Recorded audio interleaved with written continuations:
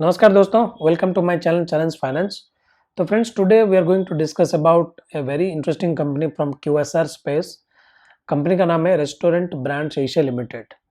तो since from IPO, even though this company promised a lot in the IPO कि QSR space से company में है, काफ़ी ग्रोथ आएगा और कंपनी प्रॉफिटेबल भी बन जाएगी।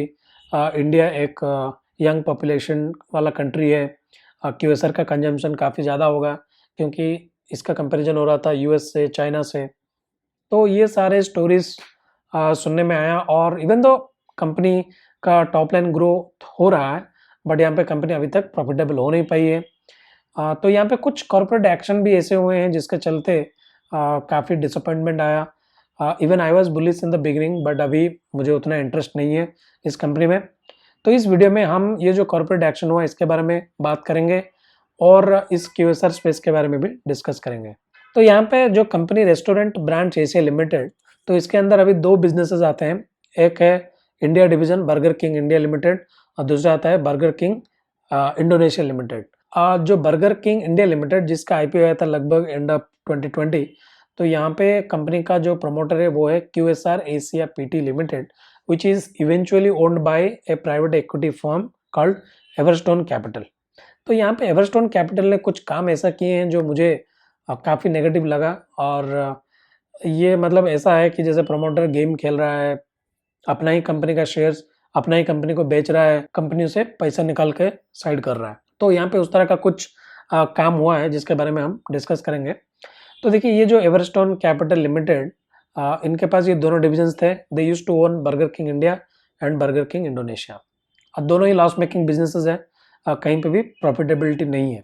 तो इन्होंने डिसाइड किया to take an exit from Burger King Indonesia Limited. अगर वो चाहते तो जो बर्गर किंग इंडोनेशिया का बिजनेस है, they could have sold it to some other company, but उन्होंने डिसाइड किया कि अपना ही कंपनी जो बर्गर किंग इंडिया लिमिटेड है उसी को बेच दे, क्योंकि इसमें ज़्यादा टेंशन लेने की ज़रूरत नहीं है, कोई बायर ढूंढने की ज़रूरत नहीं पड़ेगी।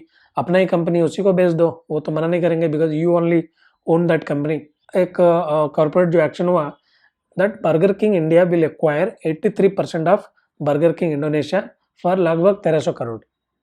अभी बर्गर किंग इंडिया लिमिटेड वो खुद लॉस मेकिंग बिजनेस है, सो उनका प्रॉफिट हो नहीं रहा है, तो how they will buy in another loss making business, कैसा है?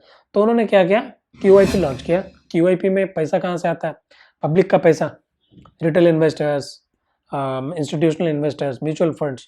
तो उन्होंने ये जो ट्रांजैक्शन है इसको फंड किया, तो क्यूआईपी हुआ जहाँ से बर्गर किंग इंडिया को पैसा आया और उन्होंने लगभग 1300 करोड़ में बर्गर किंग इंडोनेशिया को खरीद लिया।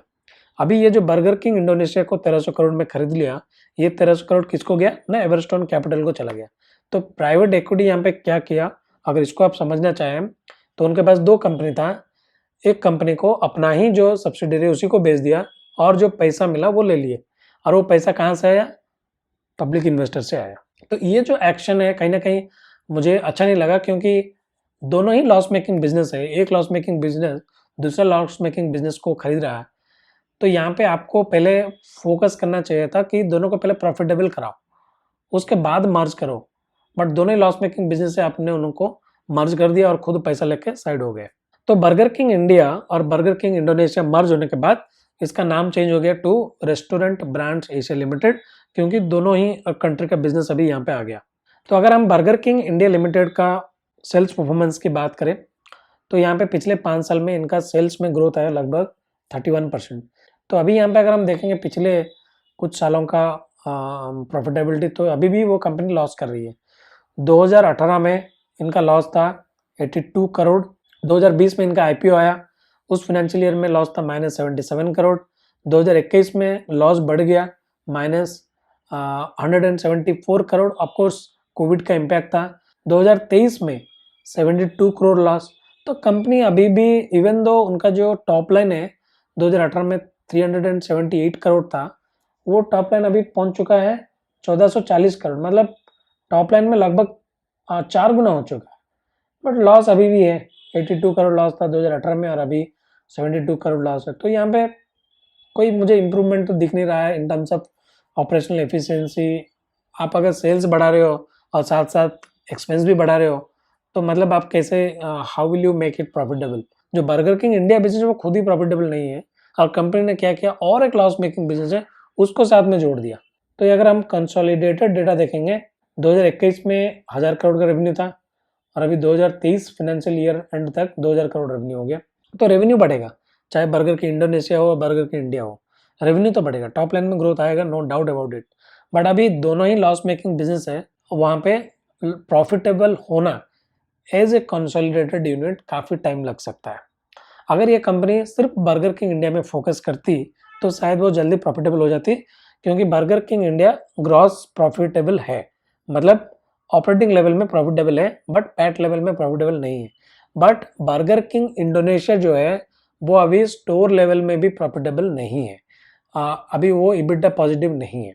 बट अगर हम बर्गर किंग इंडिया का परफॉर्मेंस को कंपेयर करें जो दूसरे QSR कंपनीज हैं, जैसे दिव्यानी इंटरनेशनल जो सिमिलर स्पेस बर्गर स्पेस में काम करती है, मार्च 2022 में उन्होंने 155 करोड़ का प्रॉफिट किया, 2023 में 263 करोड़ का प्रॉफिट किया।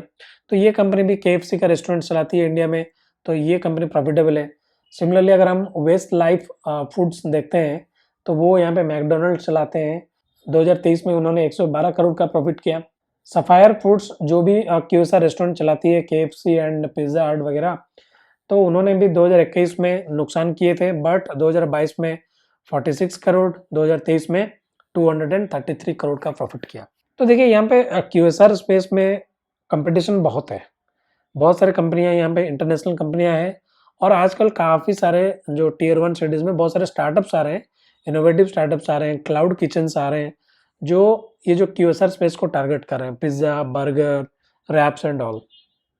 तो यहाँ पे और ये फूड बिजनेस में आप प्राइसिंग आपका हाथ में नहीं रहता है, आप प्राइसिंग को बढ़ा नहीं सकते। जैसे अगर आप बर्गर स्पेस में ऑपरेट करते हो तो अगर KFC का बर्गर मील 400 में आता है तो बर्गर किंग को भी लगभग 400 ही रखना पड़ेगा। आप उसको 200 में नहीं बेच सकते हो या आप उसको 600 में नहीं बेच सकते हो। 200 में तो बेचना संभव नहीं है क्योंकि आप ऐसे भी लॉस मेकिंग हो, बट 600 में तो बेच ही नहीं सकते हो क्योंकि आपका सेल्स चला जाएगा।